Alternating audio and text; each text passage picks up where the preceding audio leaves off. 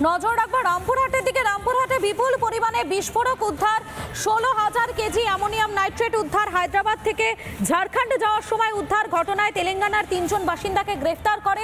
ধৃতদের কাছে কোনো রকম বৈধ নথি ছিল না বলে জানা যাচ্ছে। রামপুরহাটে বিপুল পরিমাণে বিস্ফোরক উদ্ধার এবং 16,000 কেজি অ্যামোনিয়াম নাইট্রেট উদ্ধার হয়েছে। আপনাদেরকে একবার জানিয়ে রাখি, এই যে 16,000 কেজি অ্যামোনিয়াম নাইট্রেট উদ্ধার হয়েছে সেটা আসলে কি? এটি একটি রাসায়নিক যৌগ এবং এই অ্যামোনিয়াম এবং নাইট্রেটের এটি মিশ্রণ। আর কি কি রয়েছে? কঠিন হলেও জলে মিশে যায়। বিস্ফোরকের প্রধান উপাদান হিসেবে ব্যবহার করা হয়ে থাকে এই অ্যামোনিয়াম নাইট্রেটকে এবং খনির কাজে ব্যবহৃত বিস্ফোরক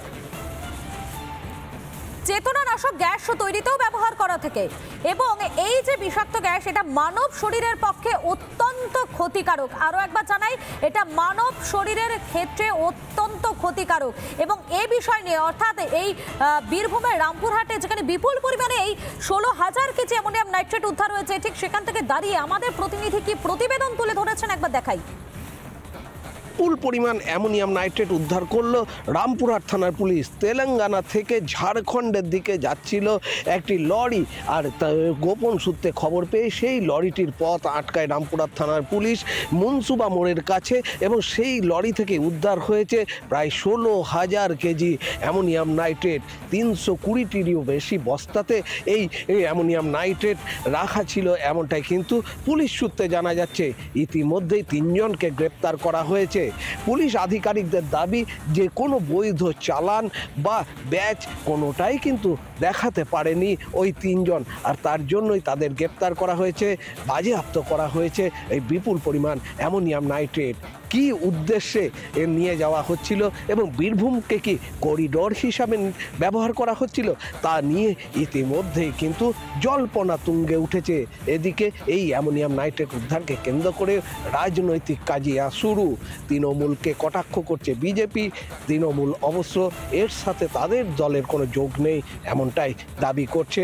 তাদের দাবি পুলিশ তদন্ত করছে। বীরভূম থেকে মনোরঞ্জন চট্টোপাধ্যায়, রিপাবলিক বাংলা। এনআইএর যখন তদন্ত হচ্ছিল, এদের মূল মাথা হিসাবে নলহাটি রামপুরহাট এলাকাতে নলহাটির এমএলএ এবং তার ভাই পিন্টু সিনহার, যিনি নলহাটি 2 নম্বর ওয়ার্ডের কাউন্সিলর, তার নাম যুক্ত হয়েছিল, কিন্তু এখনও পর্যন্ত এদের কাউকে অ্যারেস্ট করা হলো না এবং এরা চিরাচরিতভাবেই এই ধরনের বিস্ফোরক দ্রব্যের ব্যবসার সঙ্গে যুক্ত থেকে ব্যবসা করছে। আমাদের ভাবতে অবাক লাগছে পশ্চিমবাংলার পুলিশ প্রশাসন এদেরকে এখনও ছেড়ে রেখেছে এবং আমি আপনাদের মাধ্যমে দাবি করব কেন্দ্রীয় এজেন্সি এনআইএকে এদের বিরুদ্ধে ব্যবস্থা গ্রহণ করা। দেখুন, ওইদিকে মোরারই নলহাটি অঞ্চলে বেশ কিছু পাথরের খাদান চলে এবং সেটা বেশ কয়েকটি খাদান বৈধভাবেই চলে এবং সেখানে অনেক সময় দেখা যায়, আমরা দেখতে পাচ্ছি যে বেশ কিছু বেআইনি আপনার অ্যামোনিয়াম নাইট্রেট যেগুলো এক্সপ্লোসিভ হিসেবে ব্যবহার হয় খাদানগুলোতে, সেগুলো বিভিন্ন সময়ে বিভিন্ন জায়গা থেকে, বিভিন্ন অন্য রাজ্য থেকে, এমনকি ঝাড়খণ্ড থেকেও তারা সেগুলো আসে এবং সেখানে তারা সাপ্লাই করে। পুলিশ সক্রিয় আছে, প্রশাসন সক্রিয় আছে বলে প্রায় দেখবেন মাঝে মাঝে এগুলো ধরা পড়ে এবং পুলিশ তাদের বিরুদ্ধে যথাযথ ব্যবস্থা নেয়।